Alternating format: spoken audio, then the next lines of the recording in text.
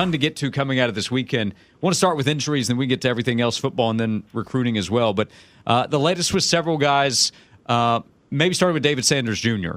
You know who the guys are to update on the injury front, but the latest that you hear with David Sanders Jr. as he has not made his debut yet, and we continue to wait to see what happens there. It's a waiting game, Josh. Coach Havel called it a day-to-day thing earlier this week, and I really believe that to somewhat be true. He's dealing with, a little bit of a shoulder nerve type deal, and I think the biggest thing to take away from this is the offensive line has continued to progress, even with Tennessee's starting right tackle not playing the first 3 games. Imagine what it looks like when it's not the contingency plan, right? Like when you actually get David Sanders back. But for David, chomping at the bit to get back, this is all in the hands of the medical people. And it's a guessing game. It could be next week. It could be a month. You just don't know, like, when he'll be back. But obviously, like, people around David really want him out there to play. David wants to be out there to play. And we'll see where things go from there. I think Tennessee can get the defensive lineman back for next week. I don't think either one of them played this week, David Hobbs or Moy, Jackson Moy. I think Moy definitely plays next week. David Hobbs, we'll see. And then as for everybody else, I think it's more along the lines of into the month of October or not at all in terms of, like, I don't know if Ricky Gibson will be back at all this year. Jermon McCoy, I think, you're looking at October at the earliest. Okay, yeah, so you mentioned that with Gibson. Is Tennessee preparing as if he will not be back the rest of the season? I think that's how you have to prepare. I mean, I think they went into the season preparing as if Jermon McCoy wouldn't play at all because, he had an ACL thing. Now, again, he's progressed quicker and gotten better, and he's been on the field. He's not done team stuff yet, but he's been coming along, and it certainly feels like he's going to play. But, like, I think they went into it with a certain mindset. I think they're doing the same thing with Ricky Gibson. Is it possible if Tennessee played deep enough into the season that he could be back? I do think that's the case. But, again, I think a lot of it depends on how quickly a player heals. Some kids heal faster. Some kids heal slower. And so, Kevin, you had several injuries in your time, whether even if it was small stuff, like, I'm sure you either healed a certain way fast or slow, and, every kid's different. So I think, right now they're preparing as if Ricky won't be back. Also, you asked Kelsey Pope a great question yesterday about how having a game like Chris Brazzell had, the atmosphere, Tennessee, Georgia, Neyland Stadium, how that has affected recruiting from your standpoint, because you guys have a thermometer, to where you can read the temperature in the room. Conversations that you guys have had with recruits, how did it impact how they see Tennessee and not just the wide receivers, kind of across all recruits that were in the building on Saturday? Yeah, I think for recruiting in general, like, most recruits don't really look at wins and losses. Now, they may look at a broad scope of, like, okay, that team's lost 5 in a row or they've won 7 in a row. They don't look at one individualized game and go, oh, they lost. Like, what was the atmosphere like? How did my position play? Do they look like they're developed? All those type of things. When you were a recruit, I'm sure when you went to games back in the early 2000s, you watched what? The linebackers, right? That's what you played. So it was natural to kind of watch your position. I think a lot of players do that. So they enjoy the atmosphere. They enjoy watching their position play in the game. And they watch both teams, right? If you're a linebacker at the game, you're going to watch Tennessee's linebackers. You're going to watch Georgia's linebackers. And Tennessee's atmosphere was off the charts this past weekend. Got a lot of great reviews for talented 27s and 28s, and even a couple of 26s that Tennessee's trying to flip that were in the house. And I know when I walked down the field in the fourth quarter, I looked up, and then the first row was Kenny Simon, one of the top guys in that 27 class for Tennessee. So, I mean, I think a lot of the recruits are feeling the vibe, feeling the culture. They've continued to do a really nice job of building and recruiting. This class, to me, needs to be Heupel's best at Tennessee, and they've done a really nice job of just building upon that. They're building at the line of scrimmage. They're building at several different positions, and I feel like they've got a lot of momentum. Yeah, Austin, it's rare, but you would be the number 2 source, at least on one particular recruit that was in the house this past week. I got a better source than you on this one for the first time. No, there's no doubt about it. And, with Kevin, he's getting to watch his kid play, getting to play the role with Dad. And I remember when Kenny was little, and, it makes me old, man. It makes me really old. I'm not as – what year did you graduate? You were 05, so you're my age. Yeah, we're the same year. Yeah, so, it was we had class together. Right, that's right. But we're getting old. And so I remember, especially when you start talking about covering recruiting, I can remember when he was a little pup running around Bearden and running around Pee Wee games and coming over to Neyland and those type of things. And now here he is, a grown man. Have you seen Kenny lately, Josh? He's big. Yeah, he's running around offensive tackles is what he's doing now. He's not stacked like his old man. He's more like safety.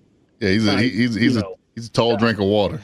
If William Engine, those guys, well, he gets it from his mama, man. Listen, boys are rarely shorter than their moms. His mom's 6 foot. Papa didn't raise no fool. There's a reason why mom was tall, and mom was a beautiful woman too. So, things are working out. But no, I had a quick exchange with Heupel and told him that I really appreciate the job that William Inge and Forrest and the whole staff are doing. They're doing a heck of a job recruiting Ken, so it's cool. Yeah, I think some good things are going to happen in Tennessee. I know Keyshawn Bowman, who's committed to Oregon. He's starting to feel a little different. He's starting to feel the love from Tennessee. So we'll see. For now, Kevin. For now. Yeah, it's probably not going to stay that way. He's got orange in his sights. So but fun weekend for all the guys. Yeah, they've continued to really build the in-state group. You look at what they've done the last few years in-state, and really since Heupel's been here, after the 22 class, I don't count that first class when he first got here and they were under the cloud of the NCAA stuff. But since then, basically they've gotten anybody in the state they really wanted to get. You're never going to bat 1,000. That's never going to happen. Never happens in any state. But they've done a really nice job of building the fence. Again, that's all just kind of nonsense, even though it's something we all talk about. They've done a really nice job of getting the players they truly want in state. And this 27 class is as good as we've had in this state in a while. So I'm kind of excited to see where all this goes with not only your son, but as you pointed out, Keyshawn Bowman and David Gabriel Georges and Omari Sanders. Halls has got a heck of a player in Jarrell Chandler. Malik Howard at Oak Ridge is a tight end Tennessee wants very much. And so this 27 in-state crop's got a chance to be pretty special.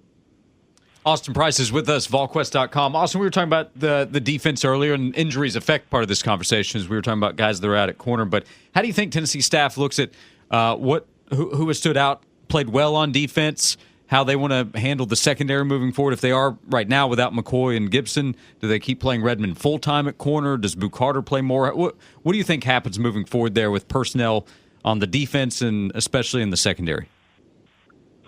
I thought they would spell Redmond more Saturday with, a couple of different players, but ultimately they did not. Jalen Murray really just kind of played star, was out of the game, and that kind of surprised me. So that tells me they're pretty locked in with Ty Redmond, and they should be. He's a really good player. Saturday, big-time game. Georgia's got a nice, talented group of receivers that they brought in out of the portal. He got picked on a little bit. That's going to happen when you have a freshman out there. So I think if anything, you double down on Ty Redmond, because the Ty Redmond experience that he got firsthand Saturday will benefit him so much in 2 weeks against Mississippi State and in 4 weeks against Arkansas. And I think, to me, you want to have him not play 90-plus snaps. I think that was probably a bit too much for the young freshman, but I think you're doubling down on him from here on out. I think you want to try to get him some help. So you want to see who can help him. Is that William Wright? Is that McMurray at corner more, which allows Boo to play more nickel? I don't know the formula that Tim Banks and William Martinez want to use, but I think that they really like Ty Redmond. They're going to double down on him, and again, eventually everyone is hoping Jermod McCoy gets back, and then that means that it is Redmond who is kind of spelling McCoy a little bit, and they play some but not 90 snaps. So I think the secondary is something they've got to kind of tweak a little bit, use during this UAB week to kind of see what they have, especially at safety too. You look at Turrentine, Idris Fruit, playing way too many snaps in the back end. They did a really nice job last year of rotating, and I thought you saw a fresher, more successful group in the back end a year ago. Maybe part of it's the fact they have so many young guys and they just don't want to throw a freshman out there unless they feel like they're ready, like Ty Redmond. But I think at this point you got to just kind of push everybody, into the pool and see who swims and who doesn't. Yeah, no doubt. You mentioned Turrentine. Sheesh, my guy had a rough game this past Saturday. But talk to me a little bit. Let's get a Boo update. How's he doing? Can we get him some more snaps? Is he working his way back? Because Georgia feels like the type of game that, I want to say, I think he got 28 snaps in the game, or 23. It was one of those two. Right, 28. 28 right. snaps. It felt like one of those games like we get Boo 28 snaps and Ty Redmond with 91. Can we flip that maybe? Something like that. So is Boo working his way back into good graces? And then also talk about the ascension of guys like Caleb Herring, guys like Jordan Ross. This is the best version of Joshua Josephs that I've seen. Really when he gets a one-on-one on the edge, good things that happen for Tennessee. But talk about those two young guys too and their maturation, in 2025. Yeah, I'm with you in terms of Boo Carter needs to play more. Now, was he perfect Saturday? No, but I do think that he needs to be like, is he back? Like, if he's playing, he's back in my mind. Like, you know what I'm saying? Like, either you're in or you're out, right? If he's in, then let's see more out of him. I mean, he played a ton a year ago. I get that the way he handled himself in July wasn't ideal, and I get that he had to face some form of work your way back or punishment or whatever you want to say. But I think 3 games in, if he's good enough to return punts and good enough to play 28 snaps, he's good enough to play 50 snaps, and which again alleviates some of the pressure on other players in the secondary, whether that's McMurray sliding over and playing corner, which is what he played a year ago, and allowing Ty Redmond to get a break or whatever. I think ultimately you'd love to see what you're suggesting happen. As for those Legos, I mean, Coach Jobs got himself a unit. You look at what Caleb Herring did Saturday. Now his brother was there, so he's balling out for Big Bro, who Florida State was on an off week, and so Elijah was in attendance. But Caleb has had all these weird injuries, Kevin, like where like the joint is like index toe is like tight, and then caused him to have that. He always had he doesn't have like normal surgeries. Like Caleb Herring's always had like these weird off-season cleanups, and so he's finally healthier than he's been, and I think you're starting to see that. Plus, he's only 20, third year in the program. He's only 20 years old, so like he's a young kid for his age. So he's still figuring it out as he matures. Jordan Ross continues to come on, continues to ascend, and you're right. This is the best version of Josh Josephs. Again, though, contract year for number 19. He has a chance to be really special and rise up the board. He's got a sack in every game so far. We'll see if he can keep that up. But he's the unquestioned leader along that defensive front from a vocal standpoint. Hey, Austin, last thing out the door. You have a good pulse of the fan base. You're connecting with them each day. They're on the general quarters with Volquest. This Joey Aguilar story, what's it been like? Anything compared to it, at least so far, what we've seen on the field and the connection made with the fans so quickly? No, and I just love the way he embraces it. I think he realizes where he could have been, which would probably be set at 0-3, where he was a few months ago. And I thought his dad's quote last week, at least the first part of it, was really, really good in terms of, we don't have anything against Nico. We just say thank you. And that's I think that's the whole family in a nutshell. Like, they're very appreciative of where they are. We had them out on the locker room Sunday night, had his younger brother and then his older cousin come out, and I mean, they you can just tell they're just kind of soaking it all up. Joey's soaking it all up, and I think he's just very appreciative of the opportunity. Yep, I read that quote as genuine too, and I think fans are seeing that. Volquest.com, keep up with football recruiting, of course, football news and other sports that they're covering each and every day. You can read their work, see them, hear them, Volquest.com. Austin, great information. Thanks for all the time today. We appreciate it and look forward to talking to you again soon. Appreciate you guys. Thank you.